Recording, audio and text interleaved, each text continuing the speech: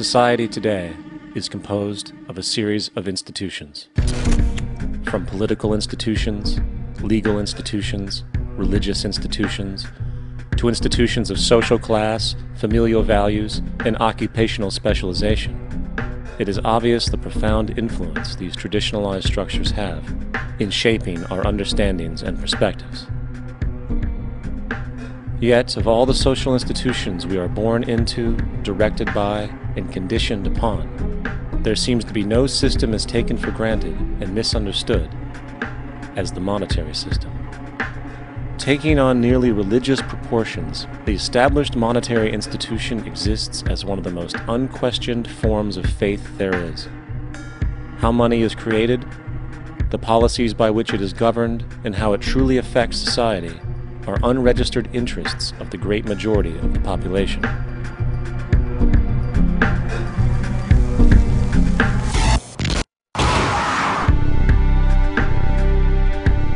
In a world where 1% of the population owns 40% of the planet's wealth, in a world where 34,000 children die every single day from poverty and preventable diseases, and where 50% of the world's population lives on less than $2 a day, one thing is clear: something is very wrong. And whether we are aware of it or not, the lifeblood of all of our established institutions, and thus society itself, is money. Therefore, understanding this institution of monetary policy is critical to understanding why our lives are the way they are. Unfortunately, economics is often viewed with confusion and boredom.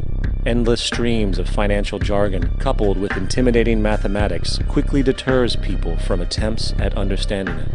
However, the fact is, the complexity associated with the financial system is a mere mask, designed to conceal one of the most socially paralyzing structures humanity has ever endured.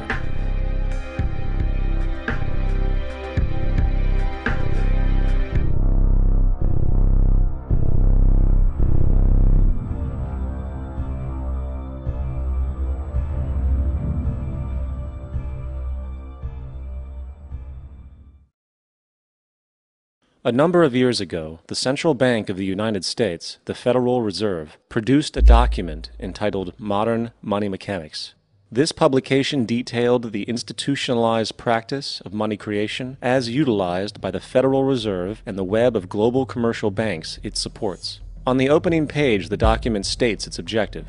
The purpose of this booklet is to describe the basic process of money creation in a fractional reserve banking system.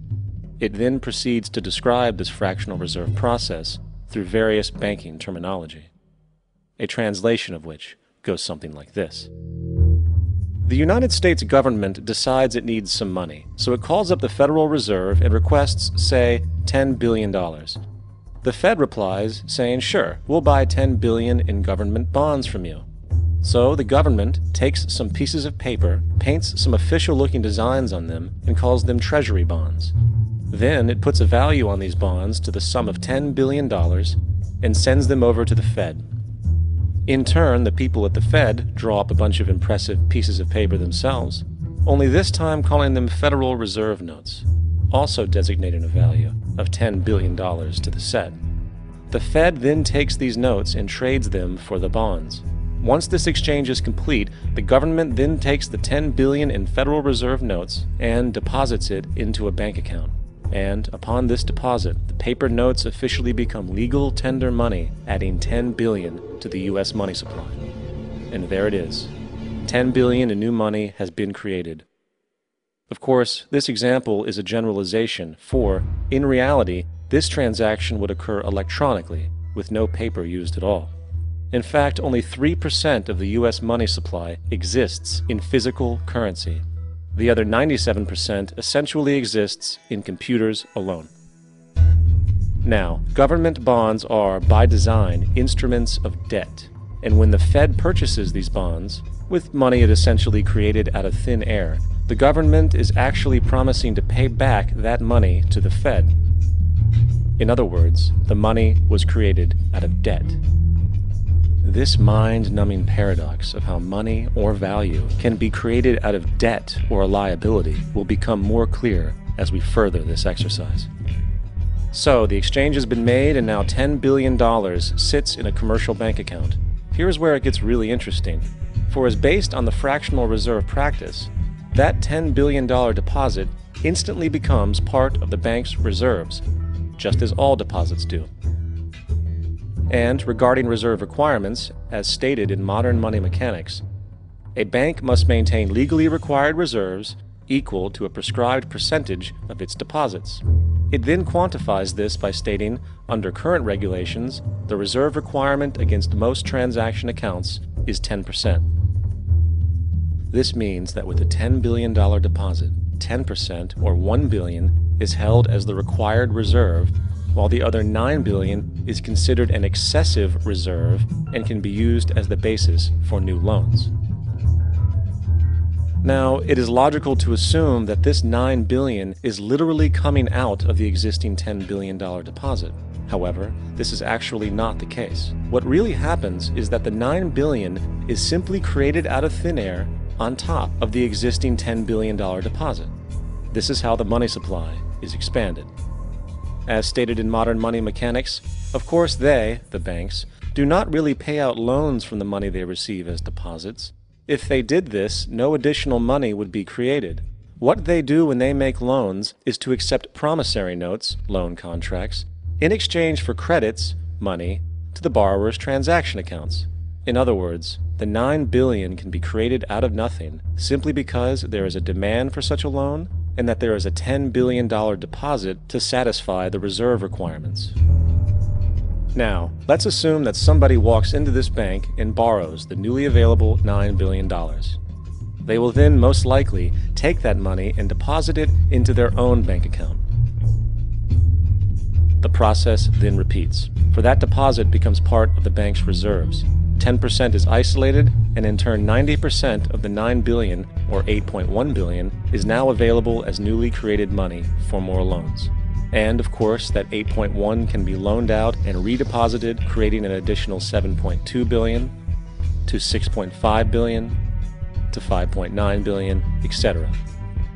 This deposit money creation loan cycle can technically go on to infinity. The average mathematical result is that about $90 billion can be created on top of the original $10 billion. In other words, for every deposit that ever occurs in the banking system, about 9 times that amount can be created out of thin air. Money jitters?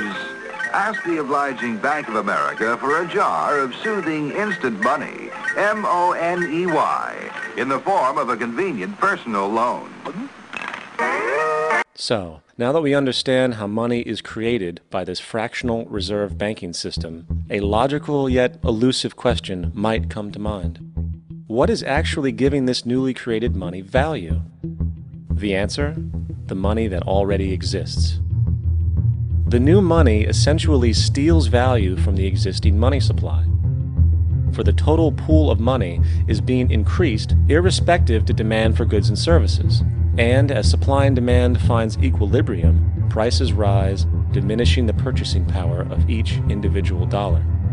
This is generally referred to as inflation, and inflation is essentially a hidden tax on the public. What is the advice that you generally get? And that is, inflate the currency. They don't say debase the currency. They don't say devalue the currency. They don't say cheat the people who are saved. They say lower the interest rates. The real deception is when we distort the value of money. When we create money out of thin air, we have no savings, yet there's so-called capital. So my question boils down to this: how in the world can we expect to solve the problems of inflation, that is, the increase in the supply of money, with more inflation? Of course, it can't. The fractional reserve system of monetary expansion is inherently inflationary. For the act of expanding the money supply, without there being a proportional expansion of goods and services in the economy, will always debase a currency. In fact, a quick glance at the historical values of the US dollar versus the money supply reflects this point definitively, for the inverse relationship is obvious. $1 in 1913 required $21.60 in 2007 to match value. That is a 96% devaluation since the Federal Reserve came into existence. Now, if this reality of inherent and perpetual inflation seems absurd and economically self-defeating, hold that thought, for absurdity is an understatement in regard to how our financial system really operates. For in our financial system, money is debt, and debt is money. Here is a chart of the U.S. money supply from 1950 to 2006. Here is a chart of the U.S. national debt for the same period. How interesting it is that the trends are virtually the same. For the more money there is, the more debt there is. The more debt there is, the more money there is. To put it a different way, every single dollar in your wallet is owed to somebody by somebody. For remember, the only way the money can come into existence is from loans. Therefore, if everyone in the country were able to pay off all debts, including the government, there would not be $1 in circulation.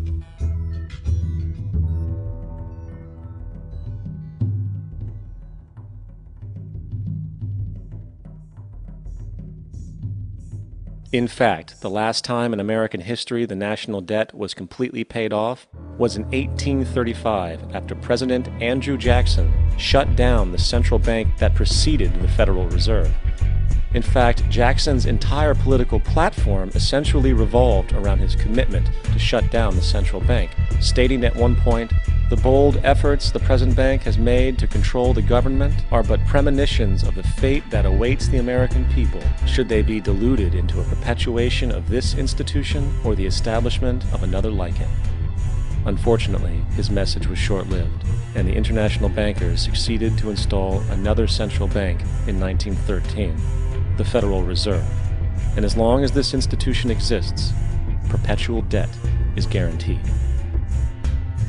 Now, so far we have discussed the reality that money is created out of debt, through loans. These loans are based on a bank's reserves, and reserves are derived from deposits. And through this fractional reserve system, any one deposit can create 9 times its original value, in turn debasing the existing money supply, raising prices in society. And since all this money is created out of debt and circulated randomly through commerce, people become detached from their original debt, and a disequilibrium exists, where people are forced to compete for labor in order to pool enough money out of the money supply to cover their costs of living. As dysfunctional and backwards as all of this might seem, there is still one thing we have omitted from this equation. And it is this element of the structure which reveals the truly fraudulent nature of the system itself: the application of interest. When the government borrows money from the Fed, or when a person borrows money from a bank, it almost always has to be paid back with accrued interest. In other words, almost every single dollar that exists must be eventually returned to a bank with interest paid as well. But if all money is borrowed from the central bank and is expanded by commercial banks through loans, only what would be referred to as the principal is being created in the money supply.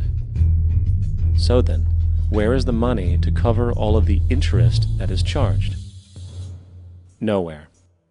It doesn't exist. The ramifications of this are staggering, for the amount of money owed back to the banks will always exceed the amount of money that is available in circulation. This is why inflation is a constant in the economy, for new money is always needed to help cover the perpetual deficit built into the system, caused by the need to pay the interest. What this also means is that mathematically, defaults and bankruptcy are literally built into the system, and there will always be poor pockets of society that get the short end of the stick. An analogy would be a game of musical chairs, for once the music stops, somebody is left out to dry. And that's the point. It invariably transfers true wealth from the individual to the banks. For if you are unable to pay for your mortgage, they will take your property. This is particularly enraging when you realize that not only is such a default inevitable due to the fractional reserve practice, but also because of the fact that the money that the bank loaned to you didn't even legally exist in the first place. In 1969, there was a Minnesota court case involving a man named Jerome Daly, who was challenging the foreclosure of his home by the bank which provided the loan to purchase it. His argument was that the mortgage contract required both parties, being he and the bank, each put up a legitimate form of property for the exchange. In legal language, this is called consideration.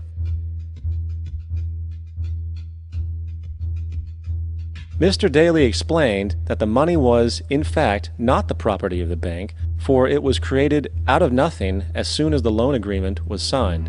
Remember what modern money mechanics stated about loans? What they do when they make loans is to accept promissory notes in exchange for credits. Reserves are unchanged by the loan transactions, but deposit credits constitute new additions to the total deposits of the banking system.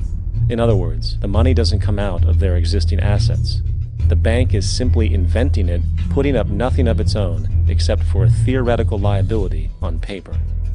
As the court case progressed, the bank's president, Mr. Morgan, took the stand, and in the judge's personal memorandum, he recalled that the plaintiff, bank's president, admitted that, in combination with the Federal Reserve Bank, did create the money and credit upon its books by bookkeeping entry. The money and credit first came into existence when they created it. Mr. Morgan admitted that no United States law or statute existed which gave him the right to do this.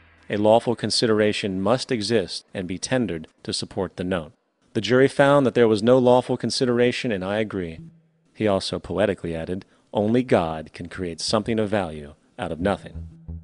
And upon this revelation, the court rejected the bank's claim for foreclosure, and Daly kept his home. The implications of this court decision are immense. For every time you borrow money from a bank, whether it is a mortgage loan or a credit card charge, the money given to you is not only counterfeit, it is an illegitimate form of consideration, and hence voids the contract to repay, for the bank never had the money as property to begin with. Unfortunately, such legal realizations are suppressed and ignored, and the game of perpetual wealth transfer and perpetual debt continues. And this brings us to the ultimate question: why? During the American Civil War, President Lincoln bypassed the high-interest loans offered by the European banks and decided to do what the Founding Fathers advocated, which was to create an independent and inherently debt-free currency. It was called the greenback. Shortly after this measure was taken, an internal document circulated between private British and American banking interests stated, "Slavery is but the owning of labor, and carries with it the care of laborers, while the European plan is that capital shall control labor by controlling wages. This can be done by controlling the money.